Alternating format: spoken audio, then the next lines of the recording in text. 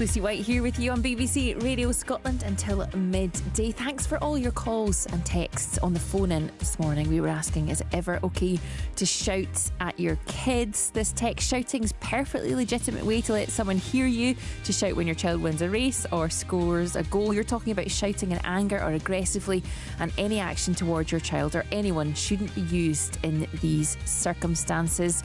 This one from Tom, a lot of I'm alright Jack smugness earlier. I'm in my 60s and I'm still very damaged by regular screaming, shouting and slamming doors, etc. at home. Thank you very much again for everything and everybody who got in touch this morning on that. Still to come. I went to bed and I woke up with blisters, and that was very frightening because I had never experienced anything like it. That's the TV presenter Eamon Holmes. He's joining us later to raise awareness for a disease that almost left him blind. And was I wrong to flush the toilet at my environmentalist friend's house? It's an interesting one for the Court of Karen today. She's returning with another humdrum conundrum. She's presenting the case and you decide the verdict. Was I wrong to flush the toilets at my environmentalist friend's house? Text your thoughts now, 80295 plus. It's the old school ringtone. Gen C are regressing back to old limited mobile phones. We'll find out more. And how many days did the 3 days. How many actual days? Oh. You know, 6 days. Oh, yeah, of course. After a BBC investigation highlighted dangerous shortcuts being taken in the training of security guards, what makes a good security guard, and do they need more training? All the conversations that matter. Mornings on BBC Radio Scotland. Now, as some of you may know, October is Breast Cancer Awareness Month, and to mark it, we're holding a breast cancer surgery today. Here to share her story and offer any advice, we're joined by the surgeon and breast cancer patient, Dr. Liz O'Riordan. Hi there, Dr. O'Riordan. Hi, good morning. Good morning. Thanks so much for joining us to do this this morning.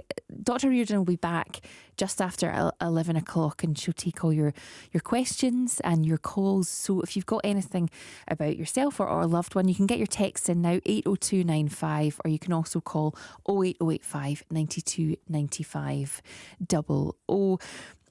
Dr. Liz, tell us a little bit, for those who might not know about you and about your story, tell us a bit about your experience with breast cancer. So I was a consultant breast surgeon. I was 40, I was fit, I had no family history, and I never checked my breasts because I thought it's not going to happen to me. And one morning I got out of the shower and I saw a lump on my left breast in my cleavage. And 2 weeks later, I was starting chemotherapy for stage 3 breast cancer.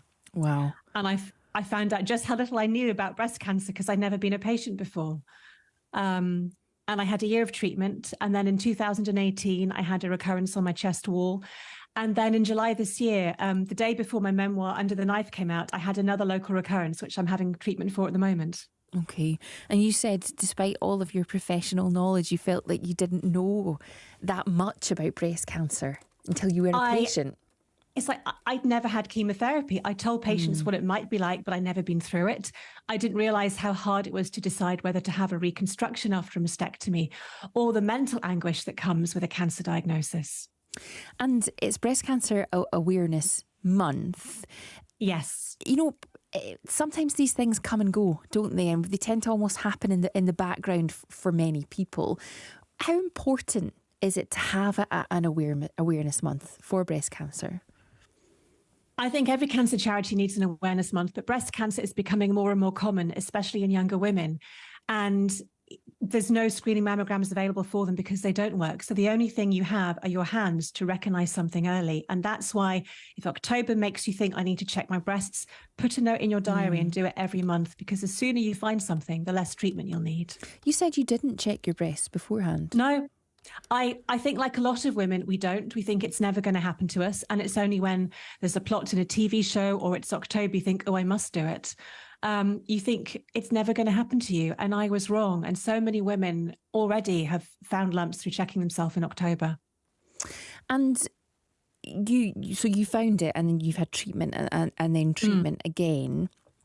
Your experience of that, as you say, it made you realise what it was like to be a patient. We're looking for people to get in touch with you this morning from both sides of things, from both the kind of doctor perspective and the patient perspective. What kind of things do you think that you could be able to help people with this morning? I think talking about what causes breast cancer, is there anything you can do to prevent it? Maybe understanding treatment and things you can do to stop it coming back.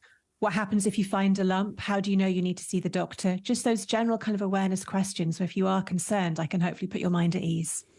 And we know that a breast cancer diagnosis has a huge impact on the person, on the patient. What about those around them? I think it's just as hard in a different way. My own husband, who's a doctor, said he felt impotent when I was having chemo because he couldn't make me better. And I think it can have a devastating impact on your family and friends and everyone around you. And you can have friends who just suddenly stop getting in touch because they can't cope. And we just don't talk about it enough. And I think forums like this, just to help make breast cancer become a normal topic of conversation, can hopefully stop an end to that. I'm interested by what you said, Dr. Liz, there about the fact that younger women are being diagnosed. Is that by virtue of them checking themselves earlier in life potentially? Or do we know why? Is there a reason behind that? We don't know why, but we know it's becoming more common in younger women. Women in their 20s and 30s can get breast cancer. And I think as more women are sharing their stories on Instagram and TikTok, young women are realising it can happen to me. I need to check my breasts. And that's awareness is obviously a good thing. But are we set up to cope health service wise for these people coming forward? We are. 90% of people we see in breast cancer clinics don't have breast cancer, and there's no waiting list. So if you can see your GP, you'll get seen in 2 weeks and you should have an answer within the next couple of weeks. So there's no issue with getting through. I think one thing we do need to remember is that breast cancer can come back 20 or 30 years in the future. And that's the theme of this October. So making sure anyone diagnosed with breast cancer does know the signs and symptoms of a recurrence. Okay, Liz, well, as you say, there's lots of people I'm sure that will have lots of questions for you this morning, and you'll be back with us after 11. If you have any symptoms, if you've been recently diagnosed, if someone in your life has been recently diagnosed, even what to look out for, Dr. Liz is here to answer those questions. She'll be with us just after 11 o'clock. You can get your calls in now, 08085 92 95 00, or text 80295. Dr. Liz here just after 11 o'clock this morning. Over your head. Hey, there's something on the top of your head.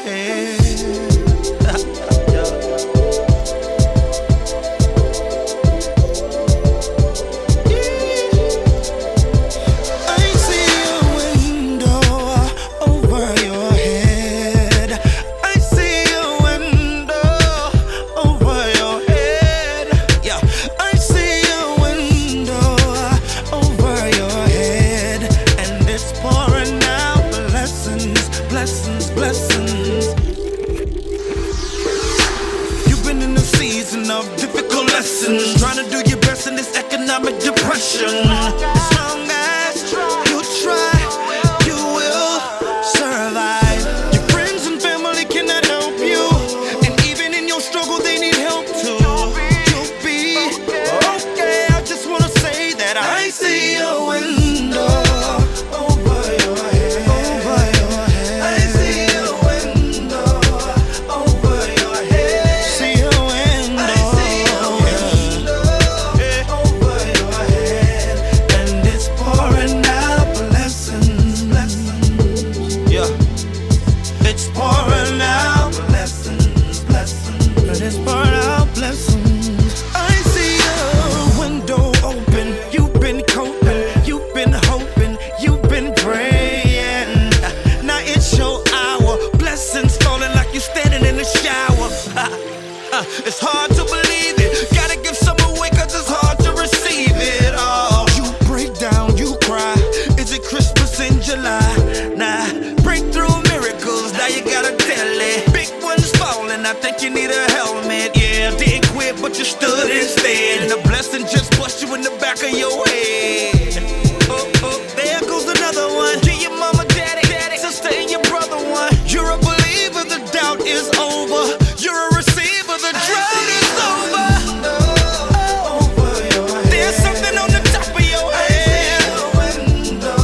Oh, yeah, I see a window over your head, and it's pouring out blessings, blessings. Pouring out blessings, blessings. Oh my God, and it's pouring out blessings, blessings. Yeah. How many is there any need a blessing now? Blessings, blessings. I see a window over your head. I see a window over your head. I see a window over your head. I see a window over your head. I see a window over your head. I see a window over your head. Yeah, it's gonna be alright. It's gonna be okay. 'Cause I see a window over your head. Watch your head, man. Later on, we're going to have the Courts of Karen. Really interesting one this morning. So get your texts in early, 80295. Karen's humdum conundrum this week is, was I wrong to flush the toilets at my environmentalist friend's house? Now, normally, I think you probably think, flushing the toilet is a nice thing to do at somebody's house, but this is an interesting one where they've asked them not to do it. Right or wrong? 80295. Get your answers in nice and early for that. And of course, we have our breast cancer surgery with Dr. Liz O'Riordan. We were just speaking to her there. She's back just after 11 o'clock this morning, answering all your questions. You can text her to 80295. Any questions you've got around breast cancer for her, whether you've had a diagnosis or somebody close to you has, or just any questions you've got at all. 08085 92 95 00 is the number to get in touch with her. The text is 80295, and she's back answering all of those questions just after 11 o'clock this morning. You are listening to Lucy White here on BBC Radio Scotland. I'm here with you until midday. And you may have heard of shingles. It's caused by the reactivation of the chickenpox virus following a chickenpox infection, and the virus remains dormant in the body for life.